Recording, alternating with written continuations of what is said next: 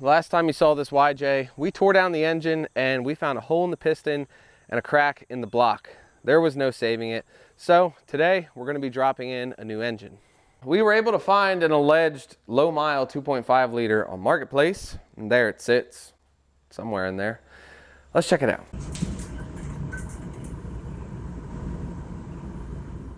As you can see, we really got the package deal here. Problem is, this came out of a newer XJ, so most of this wiring is gonna be useless to us.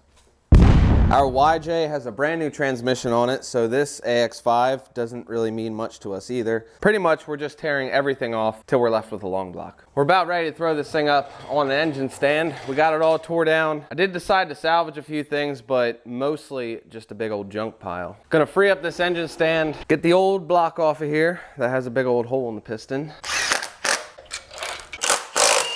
I do want this flywheel off the old engine.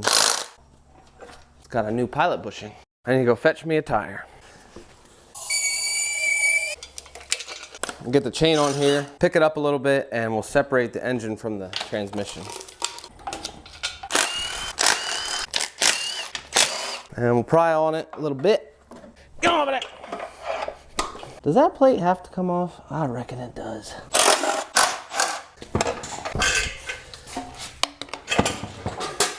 There we go.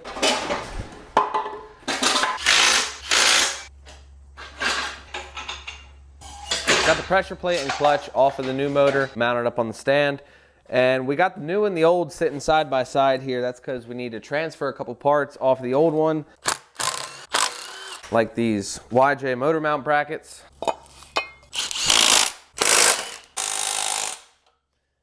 Those are tight. Just now I noticed that the pigtails are different for the oil pressure sensor between the XJ and the YJ motor. So we'll get those swapped around. While we're at it, I don't know if he serviced this distributor recently, if he put a new cap and rotor on it or something, so I'm gonna save it for him. We'll actually just throw this one in that motor.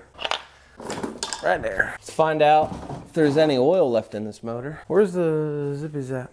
And we'll see how it looks. Well, there is oil, but it looks pretty good.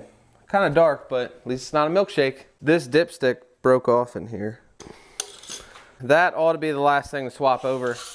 We'll head over to the engine room. We're all set up over here. While we could take all of our YJ parts, throw them on this block, and drop it in the Jeep, it would probably start. Everything would probably be okay.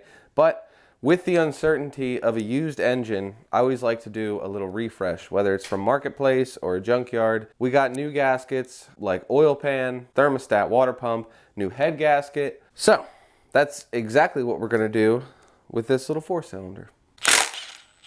Dang, that thing's in there. All right, appears to be in good shape. Getting ready to pull the head off and making sure that these rockers and the push rods are going to go back in the exact same spot that they came from. Now we get the cylinder head off of here.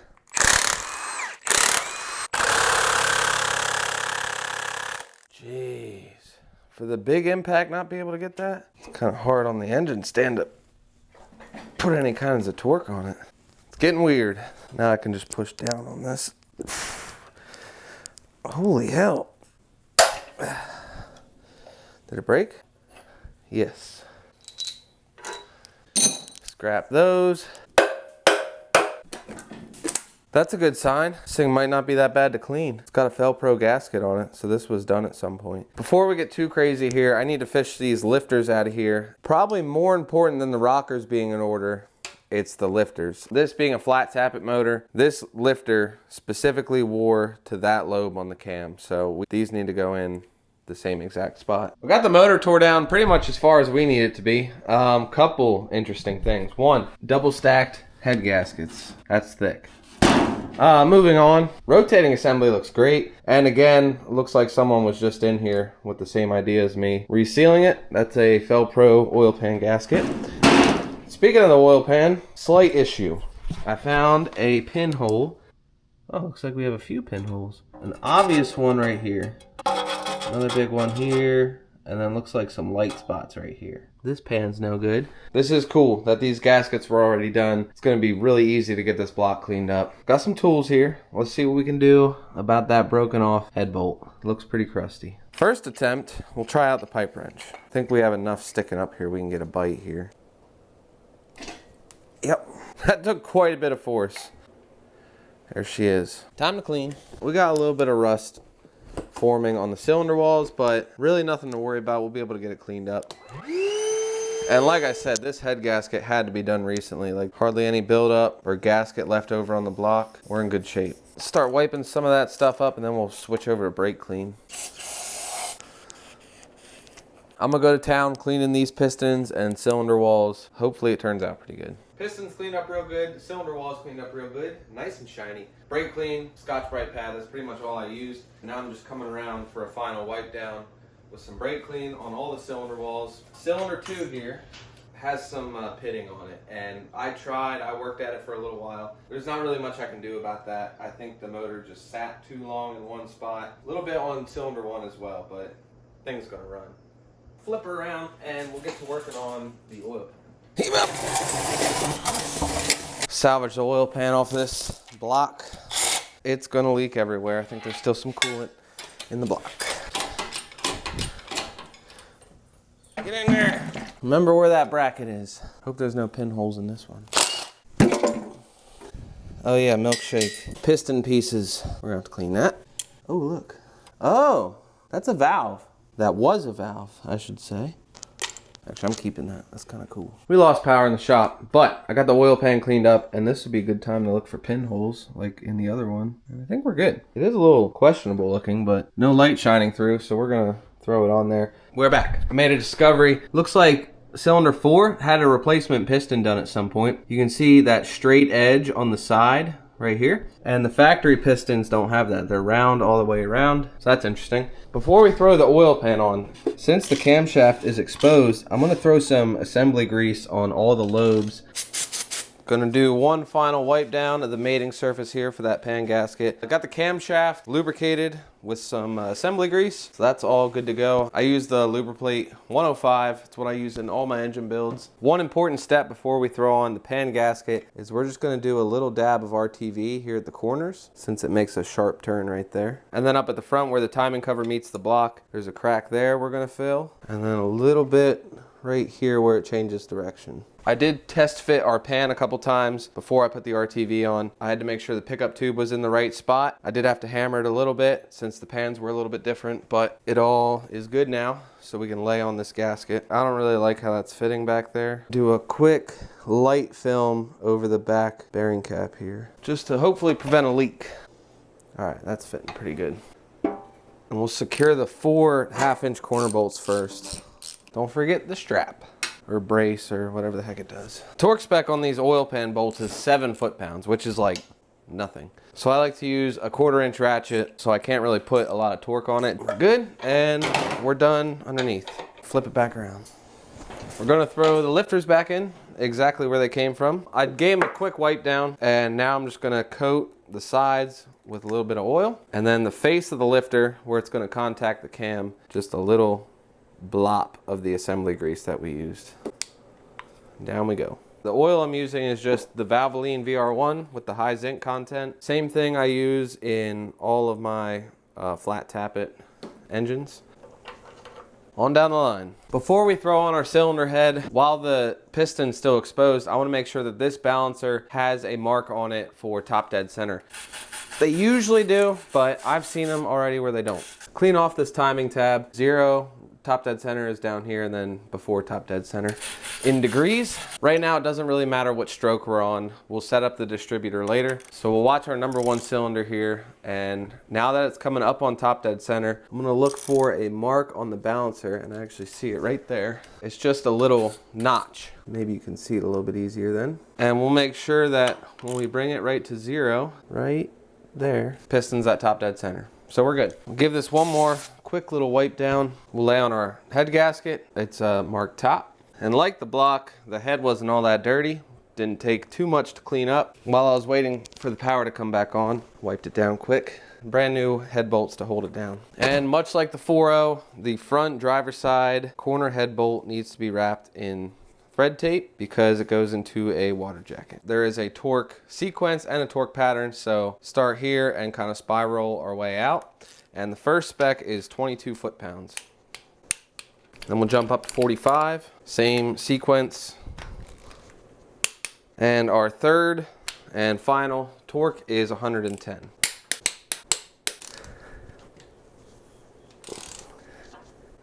This one feels like it's gonna break. Just giving me flashbacks to working on cream puff. That did not just see what happens. Oh, we're good, okay. Now, this bolt where we put the thread tape, that only gets 100 foot-pounds. Push rods and rocker arms can go back in. Now with the push rods, we just want to make sure it goes inside the lifter cup. You'll pretty much know though if you got it wrong. And then installing the rocker arms, just get the hardware started. Make sure that push rod gets up in there. And of course, non-adjustable valve train on these, so we can just torque the rocker arms to spec, which is 19 foot-pounds. While the valve cover is still off, let's go ahead and find top dead center on our compression stroke. We're gonna move this until the intake valve on cylinder 1 starts to open, which is this guy here. That's your intake port, that's your exhaust port. So right now the exhaust valve is opening, and then the intake valve should start to open, which it does. Once that closes, that means we're coming up on compression. So now we'll watch for our mark, which is right here, and we'll just bring that right to 0. And that is cylinder 1, top dead center on compression. That makes setting up our distributor a whole lot easier. So right where cylinder 1 spark plug goes, I made a mark on the base of the distributor. And pretty much what we're doing here is when we drop the distributor in, that the rotor is pointing at number 1. And the way we do that is by adjusting the oil pump drive right down here with a flathead screwdriver. And somewhere around the 9 o'clock or 10 o'clock is where we want to be for the 4-cylinder. Drop it in. That actually looks perfect. Rotor pointing at number 1. Cap goes back on, and we ought to be good to go. Distributor installation was the last real technical thing. Everything else from here is pretty much just bolting stuff together, slapping gaskets on, making sure the surfaces are clean, dry, flat. I'm gonna slam the rest of this motor together real quick, and once that's done, we'll head back over to the main bay and drop this in the Jeep, see if it fires up.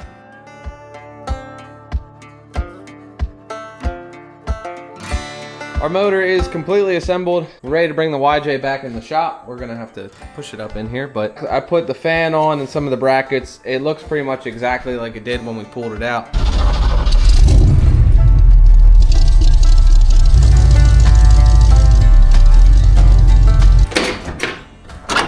We are off the stand and we need to get the flywheel on now. And it only goes on one way. As you can see from last time I was in here, 50 foot-pounds plus 60 degrees. Now we're ready for the clutch and the pressure plate. The unfortunate thing is I do not have a clutch alignment tool, and the idea is you hold it up, you put the tool in, and it holds the clutch in place while you get your pressure plate. It's all good because we have a hack. We got a 1/2-inch drive extension. The tip of that fits real nice into that pilot bearing. All we need to do now, we're gonna make this spot extra thick with some electrical tape. That way the clutch disc is tight and center. There we go. That pressure plate should be good to go. I left the motor mounts in the Jeep when we pulled the motor, but to have a little more flexibility and help get that input shaft lined up, I'm gonna take these out and hang them on the motor, kind of like I did on this side, and I'm just gonna keep everything loose, push this bolt through. Now that those couple things are out of the way, I think we're ready to drop this thing back into the Jeep.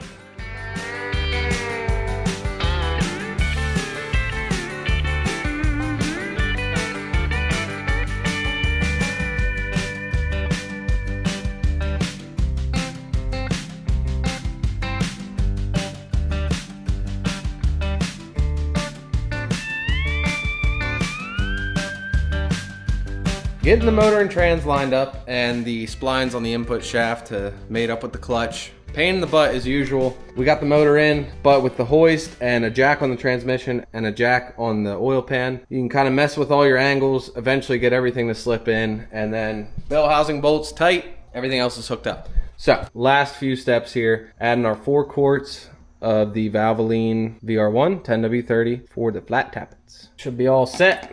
And I went ahead and hooked up the battery. Now what I'll do here is I'm gonna unplug the ignition coil like that. This way we can turn the motor over without it firing to build some oil pressure and build some fuel pressure too. I don't even know if his gauges work. That ought to suffice. Plug this here coil back in. Also, I did not add coolant yet, just in case. And I hope that doesn't jinx us. All right, here we go.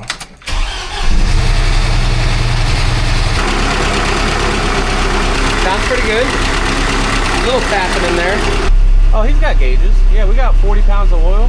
Now, a little bit of white smoke, which I kind of expected. That intake manifold still had a little bit of the milkshake in there, so that's probably some of that coolant burning off. Don't worry about it. Yeah, but that is good enough for me to add some coolant. Orange and green. She's drinking. Warm up a little bit, let that thermostat open up.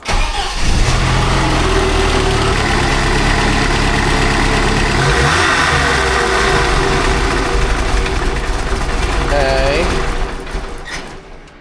Hello?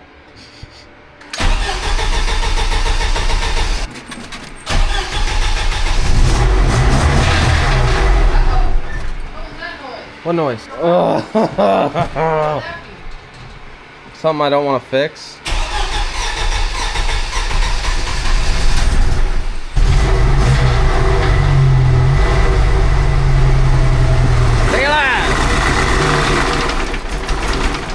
Hope there's not a milkshake in here.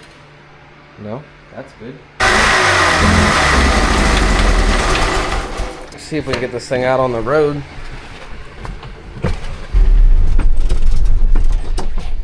Here we go.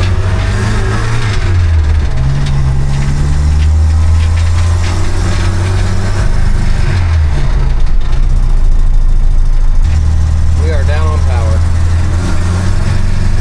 Well, the smoke appeared to clear up a little bit. I think we're doing a little better.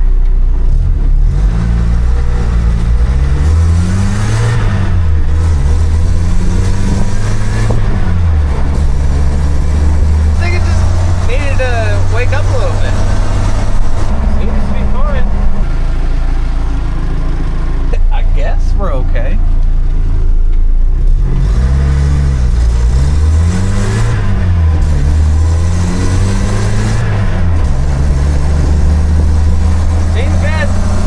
Do I dare shut it off? Yes. Oh yeah. I think we're all right. We'll run back to the shop quick. Pull the dipstick. Make sure we don't have a milkshake. Looks fine. Got this YJ back on the road. Our new motor appears to be running pretty good, so that should get the YJ out of the shop, which is good because we are way behind on projects. We got to finish up the C10 re-gear, got a bunch of CJ stuff planned, but that's gonna wrap it up for this one, guys. Hope you enjoyed it. Take it easy. I'll see you in the next one.